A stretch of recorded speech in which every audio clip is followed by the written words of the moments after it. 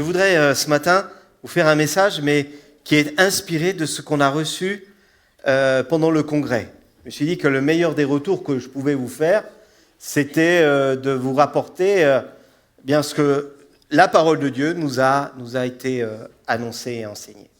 Et tout d'abord, je voudrais inviter Hippolyte à me rejoindre, s'il te plaît. Oui, viens Hippolyte. Parce qu'on a parlé de notre identité, un sauveur, une famille, une mission, c'était le thème de ces 3 jours. Alors ce qu'il y a de formidable avec Hippolyte, c'est que nous sommes très ressemblants. Qu'est-ce qui nous caractérise ? C'est quoi, les cheveux blancs peut-être ? Ça, c'est ce qui nous rapproche. Ah, on est nés la même année.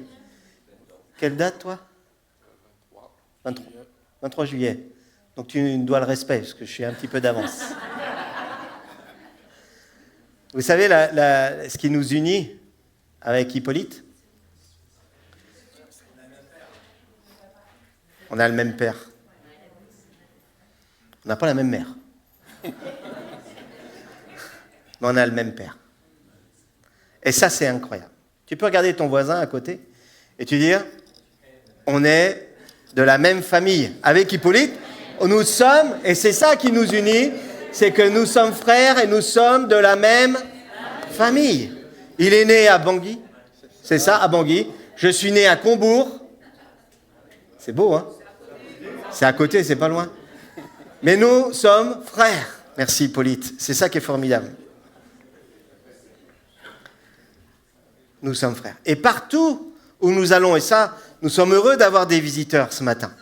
On ne se connaît pas, on ne s'est peut-être jamais rencontrés, mais on est de la même famille. C'est formidable, non ? Nous sommes frères et sœurs.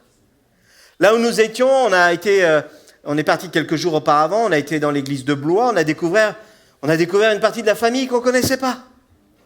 C'est incroyable, on s'est dit, mais oui, j'ai des frères et des sœurs ici, je ne les connaissais pas. Nous sommes frères et sœurs. C'est à la fois magnifique, mais aussi un défi.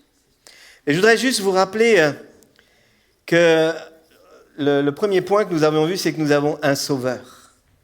Et que nous sommes là, ensemble, frères et sœurs, parce que nous avons un même sauveur. Et c'est lui qui a fait couler son sang, et ce sang, c'est le sang de l'alliance, comme nous venons de l'entendre. Et à travers ce pain et ce vin que nous partageons un même ADN. C'est ça notre identité, c'est que nous avons le même ADN en Jésus-Christ. C'est fou, hein ? Je ne sais pas si les scientifiques peuvent analyser ou prouver cela, mais c'est une réalité spirituelle. Éphésiens 2, on va lire pas mal de textes dans Éphésiens. Éphésiens 2 nous dit « Vous étiez morts par vos offenses et par vos péchés, dans lequel vous marchiez autrefois selon le train de ce monde, selon le prince de la puissance de l'air, de l'esprit qui agit maintenant dans les fils de la rébellion.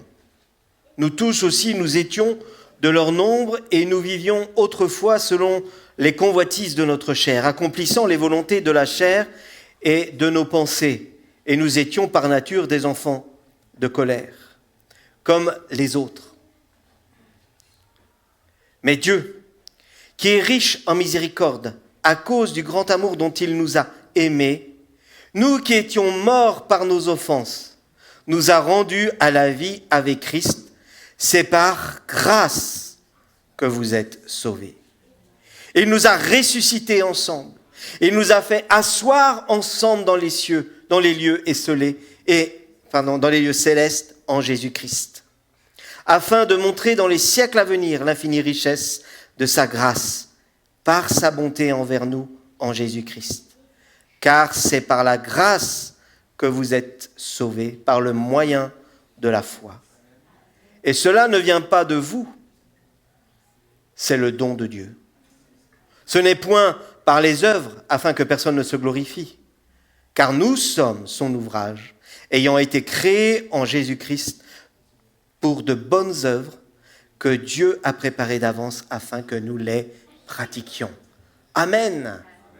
La parole de Dieu elle est efficace encore aujourd'hui. Quand je lis ces paroles, ça met de la joie dans mon cœur parce que tout ça ne dépend pas de moi, mais de ma position que j'ai en Christ, assis avec lui dans les lieux élevés.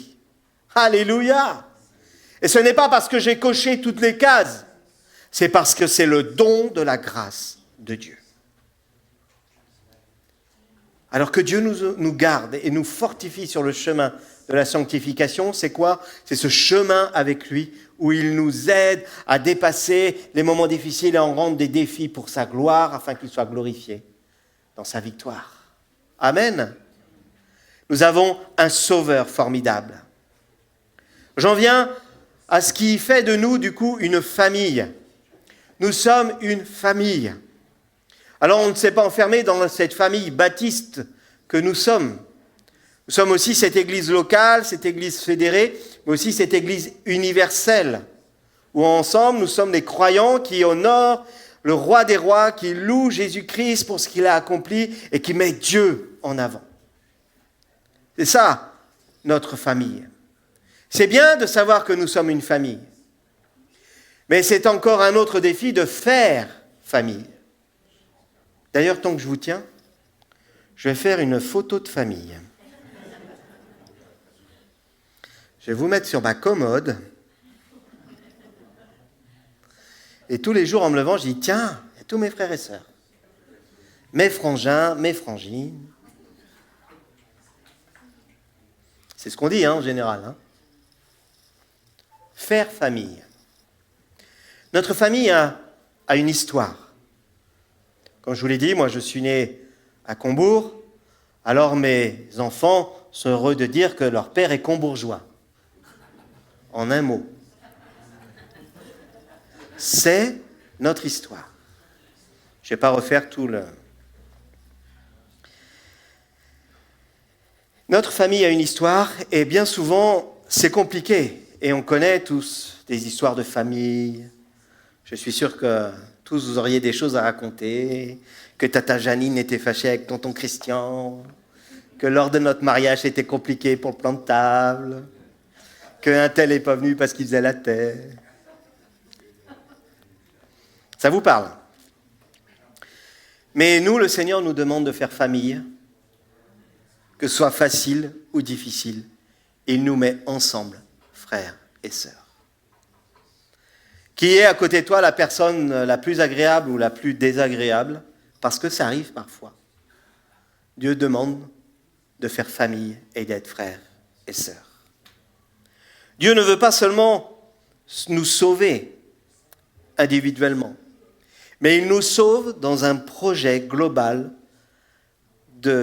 d'épouse de Christ et de corps de Christ que nous représentons.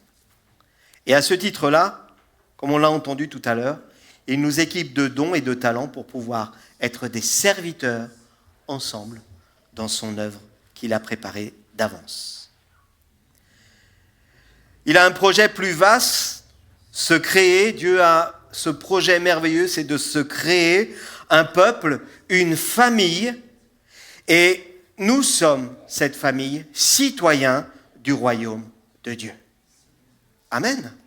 Quel honneur d'être citoyens ensemble du royaume de Dieu. Tu peux regarder ton voisin et dire, ah, tu te rends compte, on est citoyens du royaume de Dieu. Waouh! Un peu plus loin, tu seras même ambassadeur de ce royaume. Quelle mission que Dieu nous confie ensemble. Notre famille, et avant de dire le mot église, ecclésia, ensemble, cette église, nous allons lire dans Éphésiens 2 au verset 11, qui nous rappelle aussi de quelle nature nous étions. On vient de le lire, mais on va continuer à lire au verset 11. Ce que Dieu a choisi pour nous. C'est pourquoi, vous autrefois païens dans la chair, appelés incirconcis par ceux qu'on appelle circoncis, et qui le sont en la chair par la main de l'homme, souvenez-vous que vous étiez en ce temps-là sans Christ. C'est une étape dans nos vies à tous. Nous étions sans Christ, privés du droit de cité en Israël. étrangers aux alliances de la promesse, sans espérance et sans Dieu dans le monde. Mais maintenant, en Jésus-Christ, vous qui étiez jadis éloignés, vous avez été rapprochés par le sang de Christ, car il est notre paix, lui qui des deux n'en a fait qu'un et qui en a renversé le mur de séparation. Il nous a rapprochés de lui. Ce qui faisait barrière, ce qui faisait limite, il l'a détruit.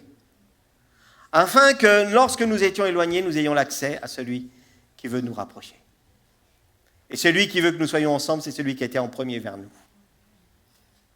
Au verset 19, « Ainsi donc, vous n'êtes plus des étrangers, ni des gens du dehors, mais vous êtes concitoyens des saints, gens de la maison de Dieu. Vous avez été édifiés sur le fondement des apôtres et des prophètes, Jésus-Christ lui-même étant la pierre angulaire. En lui, tout l'édifice bien coordonné s'élève pour être un temple saint dans le Seigneur. En lui, vous êtes aussi édifiés pour être une habitation de Dieu en esprit. » Alléluia! Ensemble, cette habitation de Dieu en esprit. Ecclésia. Il y a bien cette notion d'ensemble. Alors, il y a des vidéos qui circulent sur les réseaux sociaux, comme quoi l'Église, ça serait périmé et qu'il est grand temps de plus se rassembler pour chauffer nos chaises, mais que d'être là pour aller témoigner. Oui, il ne faudrait pas faire que ça. Mais c'est aussi faire ensemble ce temps mis à part pour Dieu pour recevoir ses instructions et aller faire des témoins, être des témoins. Un peuple qui lui appartient. Nous le sommes. Alléluia! Je crois que il faut retrouver la joie, chers amis. Bien-aimés, il faut retrouver cette joie. Nous sommes le peuple qui appartient à qui? À Dieu. Alléluia! C'est une grâce, c'est une joie, c'est aussi une force et une puissance. Un peuple qui lui appartient, nous ne sommes plus étrangers. Pendant le congrès, ils ont utilisé une version qui dit « nous ne sommes plus des immigrés ». Dieu nous a rassemblés. Nous ne sommes plus sur une terre étrangère, nous sommes là où Dieu nous voulait. Alléluia! Et c'est pour ça qu'avec mon frère de Bangui, eh bien, si je vais à Bangui, je serai chez moi et Hippolyte ici est chez lui. Parce qu'il est sur la terre que Dieu nous a donnée. Et nous sommes sa nation. Nous ne sommes plus des étrangers. Vous appartenez et nous appartenons à la maison, à la famille de Dieu. Et dans la maison, dans sa maison, chacun trouve sa place. Et chacun est équipé avec des dons pour occuper une place privilégiée qui honore et qui sert le roi des rois. Si tu n'as pas encore trouvé ça, peut-être aujourd'hui, tu te dis, mais à quoi je sers? Eh bien, je vais te dire juste ce que dit la parole de Dieu. Tout ce que ta main trouve à faire, fais-le.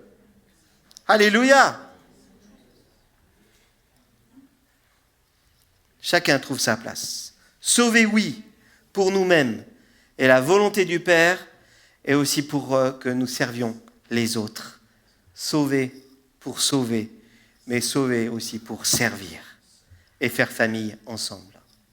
Alors le Seigneur est merveilleux parce qu'il nous connaît. Et il nous connaît même des fois bien mieux que nous-mêmes. Il nous connaît parfaitement. Il sait que Yannick, c'est un formidable. Non, il connaît mon caractère. La deuxième personne, après, c'est ma femme. Et il a dû dire là-haut, « Oh Seigneur, rattrape-le. » Le Seigneur connaît bien les enjeux du vivre ensemble. Et ça, c'est tout un enjeu. À deux déjà. Il ne suffit pas d'être 50. Déjà à deux. Le défi du couple. Le défi des frères et sœurs. Tous ceux qui sont parents ici savent bien que, ils se chamaillent, Et ils sont frères et sœurs. Hein. Oui, ils sont frères, c'est comme des frères. Hein, Jérémie? Non, vous n'avez pas vécu ça? Le défi de vivre à deux. Et Dieu il nous donne un cadre. Il nous donne un cadre pour demeurer ensemble dans sa présence et des règles de vie, du bien vivre ensemble, unis dans une charte relationnelle que vous connaissez tous. Ouvrez les guillemets, les uns les autres. Fermez les guillemets. Les uns les autres, vivre en bon accord. Les uns les autres, nous accueillir, nous aider, nous supporter, nous pardonner, nous encourager à nous efforcer à maintenir l'unité. Les uns les autres, être bons et pleins d'affection, de nous encourager les uns les autres, d'être soumis les uns aux autres. Alors à tous ceux qui aiment bien chanter comme moi, « Ah qu'il est doux pour des frères de demeurer », le chanter, c'est bien, le vivre, c'est mieux. Éphésiens 4, au verset 1. Je vous exhorte, c'est Paul qui parle, je vous exhorte, moi le prisonnier dans le Seigneur, à marcher d'une manière digne de la vocation qui vous a été adressée. En toute humilité et douceur, avec patience, vous supportant les uns les autres, avec charité, vous efforçant de conserver l'unité de l'esprit par le lien de la paix. Il y a un seul corps et un seul esprit, comme aussi vous avez été appelés à une seule espérance par votre vocation. Il y a un seul Seigneur, une seule foi, un seul baptême, un seul Dieu et Père de tous, qui est au-dessus de tous et parmi tous et en tous. Amen. Et chers amis, bien-aimés, notre attitude, notre comportement, de la manière dont nous allons nous comporter entre frères et sœurs, va honorer celui qui fait de nous un peuple, pour un seul Seigneur. Et nous en sommes les témoins. Il dira, c'est à l'amour que vous aurez les uns pour les autres, que le monde verra et connaîtra que vous êtes mes disciples. Au verset 7, mais à chacun de nous, la grâce a été donnée selon la mesure du don de Christ. Nous avons tous des dons différents, des mesures différentes, mais dans cet ensemble du corps, serviteurs les uns des autres. Des règles pour vivre ensemble, des commandements même. C'est encore plus fort, je trouve. Dieu nous demande des choses, des commandements. Et dans Jean 13, au verset 34, il dit « Je vous donne un commandement nouveau ».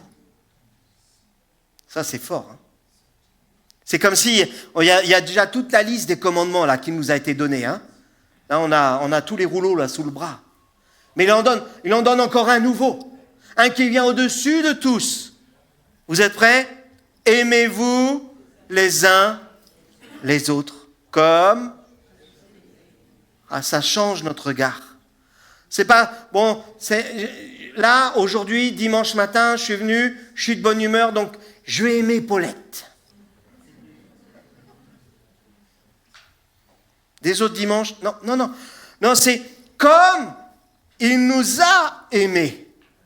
Et le Seigneur, en tout temps, en temps facile ou difficile, il nous prouve son amour au monde entier. Alléluia. Même à ceux aujourd'hui qui sont dans les ténèbres, il veut leur prouver son amour. Alléluia. Aimez-vous les uns les autres. Aimons-nous les uns les autres. Comme Dieu nous a aimés.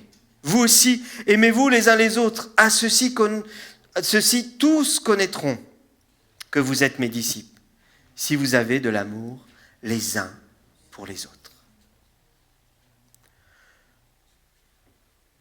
Amen. Jean 17, au verset 20. Ce n'est pas pour eux seulement que je prie, mais encore pour tous ceux qui croiront en moi par leur parole, afin que tous soient un. Comme toi, Père, tu es en moi et comme je suis en toi, afin qu'eux aussi soient un en nous, pour que le monde croie que tu m'as envoyé. Voilà encore des commandements pour nous, chers frères et sœurs. Il nous demande d'être un, d'être ensemble, pour être véritablement un aussi avec lui. On ne peut pas être un chrétien tout seul, on ne peut pas être isolé. On a besoin de cet ensemble qui parfois, oui, nous affûte, nous aiguise.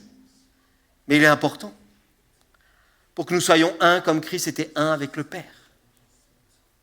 Nous sommes le corps de Christ.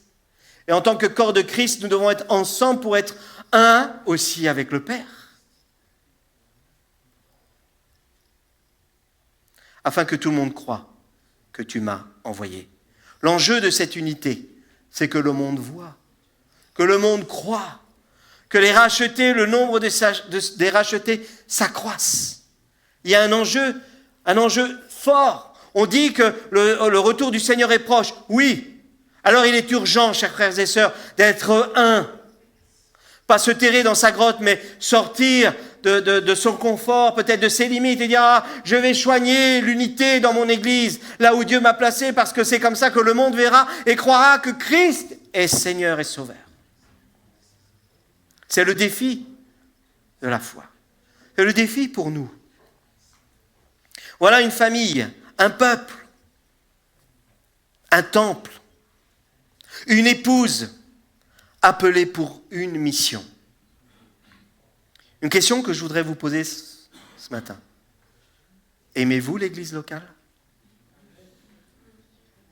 Aimes-tu ton église? C'est vrai, elle est imparfaite. Elle a des choses, ça pourrait être mieux. Puis souvent, au bout d'un moment, on voit ce qui ne va pas et tout. Puis des fois, pour être honnête, on a envie de ne pas être là. On a envie de ne pas venir. On sera mieux chez soi. Puis je suis fatigué. Puis Malika m'a pas dit bonjour.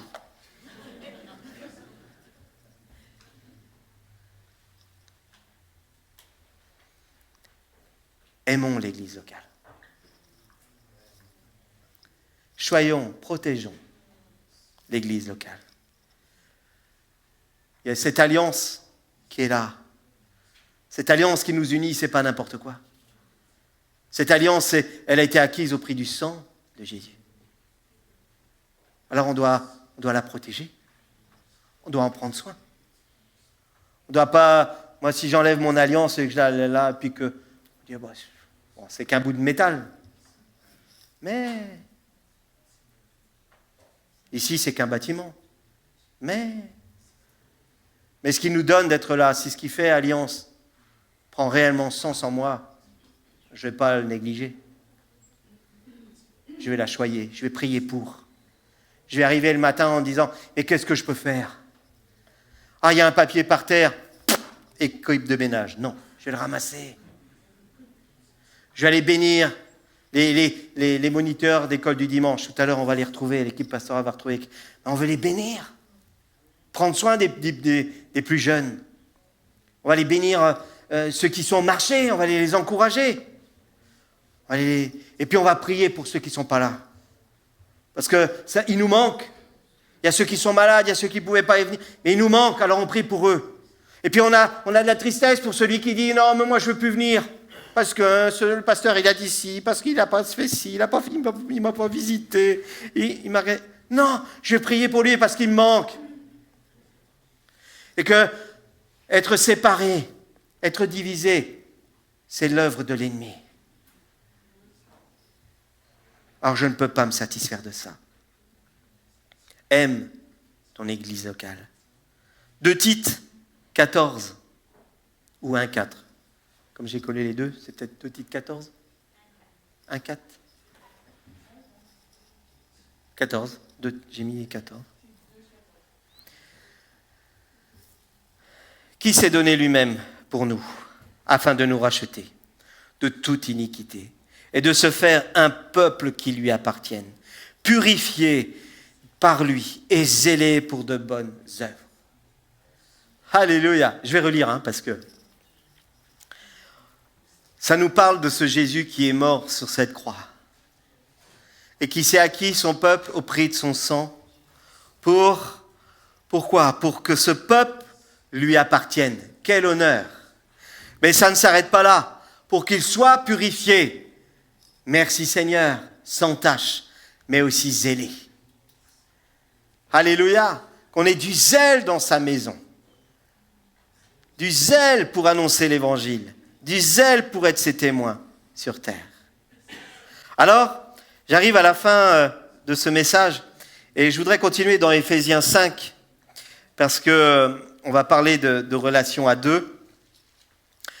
Éphésiens 5 au verset 25, notre oratrice a parlé de son mari, mais elle a du coup sorti ce passage, il dit « Marie, aimez vos femmes ». Ça, c'est un beau défi, les hommes. Marie, aimez, vous pouvez le dire avec moi, on va aimer nos femmes. On aime nos femmes. Enfin, moi, je suis paumé sans. Alors, faut qu'elle dure. Marie, aimez vos femmes, comme Christ a aimé l'Église. Il s'est livré lui-même pour elle, afin de la sanctifier par la parole. Après l'avoir purifiée par le baptême d'eau, afin de faire paraître devant lui cette Église glorieuse, sans tache, ni ride, ni rien de semblable, mais sainte et irrépréhensible. Alléluia. Voyez comment Dieu nous parle aussi, nous ramène à nos réalités humaines. Marie, aimez vos femmes. Mais nous ramène aussi à cette notion d'ensemble où nous devons nous affectionner, prendre soin, ne pas laisser de compromis entrer dans la maison, afin d'être trouvés purs et sans tache jusqu'à son retour. Ni rien de semblable, mais sainte et irrépréhensible. Et pourquoi il dit ça ? Parce que ça rejoint ce je disais tout à l'heure, d'être un. On ne peut pas faire l'économie de ne pas être un, ou négliger ou mépriser son frère et sa sœur, mais prendre soin du corps pour honorer le roi des rois. Alors, je viens encore avec une question, pourquoi dois-je aimer l'Église ? J'en ai donné partiellement une réponse. Dans le livre Une foi réfléchie, à la page 559, pour ceux qui l'ont, il y a cette définition. L'Église n'est donc pas un simple appendice. Elle fait partie intégrante du plan de salut de Dieu pour l'humanité. En devenant chrétien, on devient simultanément un membre du peuple de Dieu, un membre du corps de Christ. En dépit de ses faiblesses, on ne peut donc pas sous-estimer l'Église, la négliger, la mépriser, faire comme si on pouvait s'en passer. Tu viens à l'Église pour être béni. Et tu l'es. Lorsque nous venons à l'Église, nous le sommes bénis. Parce que nous savons que nous allons être dans la présence de Dieu, nourris par sa parole, et c'est une bénédiction, chers frères et sœurs. Ça ne devrait pas être une habitude, mais ça devrait être un sujet de joie, et prendre vraiment pleinement conscience que c'est un sujet de bénédiction. Et de par cette bénédiction, je peux bénir aussi ceux qui sont autour de moi. Ma famille spirituelle, parce que ma présence ici est bénédiction, pour partager ce pain et ce vin ensemble. 1 Pierre 2 au verset 9 nous dit « Vous, au contraire, vous êtes une race élue. Vous êtes un sacerdoce royal, une nation sainte.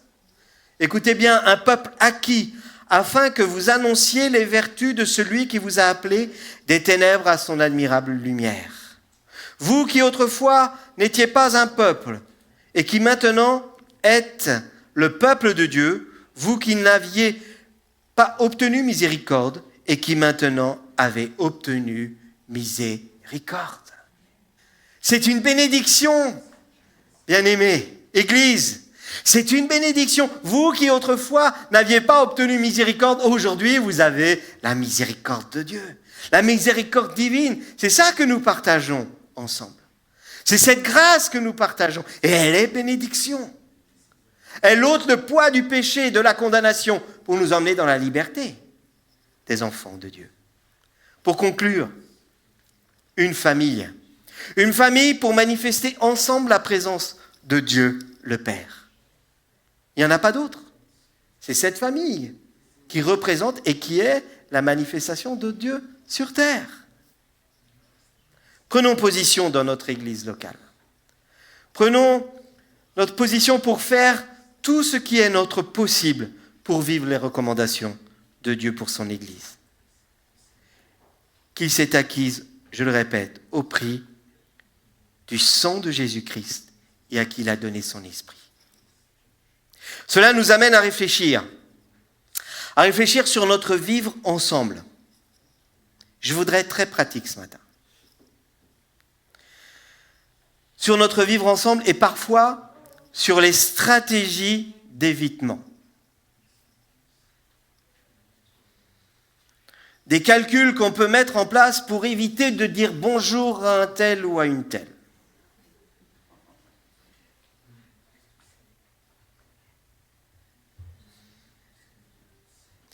Les stratégies qu'on met en place pour ne pas se retrouver à l'agape en face d'un tel ou d'une telle. Les excuses qu'on va se trouver pour ne pas s'inviter à la maison autour d'un repas.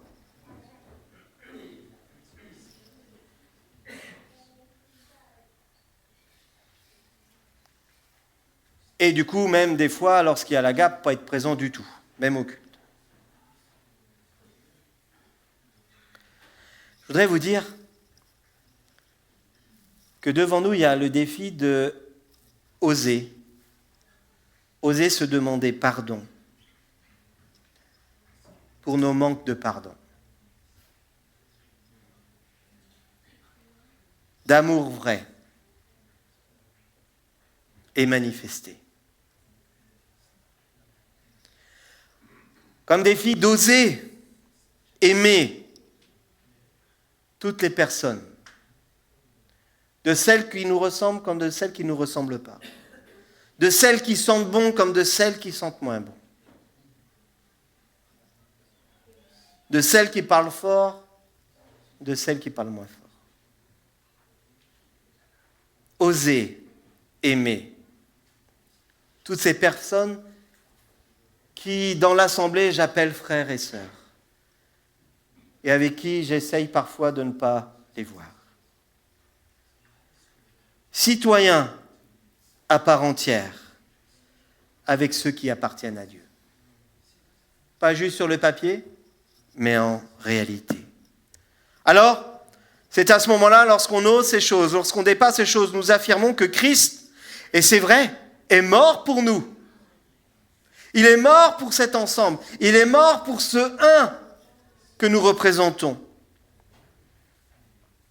Pour offrir le salut à tous ceux qui croient, mais pour racheter aussi les élus. Parce que la Bible déclare que le sang de Jésus-Christ assure les bénédictions de la nouvelle alliance en son sang pour son peuple. Alléluia! Je prie que cette notion d'alliance qui nous unit prenne aujourd'hui un nouveau reflet dans nos vies. Une nouvelle envergure. Cette nouvelle alliance, elle est entre lui et nous. Mais elle est aussi entre nous et nous. Puisqu'il est au milieu de nous. puisqu'il est en nous. Alors on peut se regarder tous.